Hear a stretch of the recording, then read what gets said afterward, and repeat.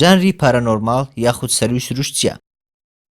بەرهەمە پارانۆرماڵەکان ئەوانن کە مانایەکی تاریکیان لە پشتە و لێکدانەوەیەکی زانستی و واقعی بۆ ڕووداوەکان نییە. کارکتەری ئەم جۆرە ژانرە خەیاڵین و زۆر جار لە ڕووی جەستەیی و دەرونیەوە ئاسایی نین و گرفتی نەگونجان لەگەڵ دەوروبەریان هەیە. جیا دەکرێنەوە لەگەڵ فانتازیا بەوەی مەرج نییە هەمیشە کارکتەرەکانی فانتازیایان تێدا بێت، وەک ئەژدیها و پەریەکان و ئەو جۆرە بابەتانە.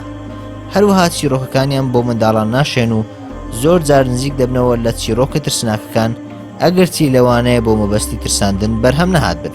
سەبژانرێکی سەرەکی هەیە کە لە ژانری پارانۆرماڵ دەبێتەوە کە زۆرترین هاندەری هەیە و بەرهەمهێنەران زیاتر ڕووتێکن.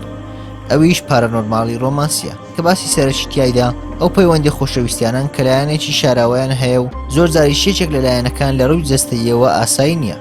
بۆ نمونە وەک خوێنبژ و زۆمبی و کارکتەرە نیمچە ترسناکە خەیاڵیەکان. نمونەی ئەم ژانرە لە ئەدەب و سینەما هونەردا زۆرن و زۆربەی بەرهەمەکان تایبەت بە گەنجان و لاوان دەنووسرێن و ئامادە دەکرێن و هەندێکەکانیان لە نێوان تەمەنی 17 ساڵی بەرەوسەرەوەن. بەناوبانگترین نمونەی پارانۆرماڵ زنجیرە کتێبی کازیوە لە نووسینی ستیڤن مەیر کە لە 5 کتێب پێک دێت و باس لە چیرۆکی چەند گەنجێکی نائاسایی دەکات لە هەوڵی گونجان لەگەڵ کۆمەلگا و دەوروبەری ئاسایی، تێکەڵ بە چیرۆکی خۆشەویستی و خیانەت و خێزانداری.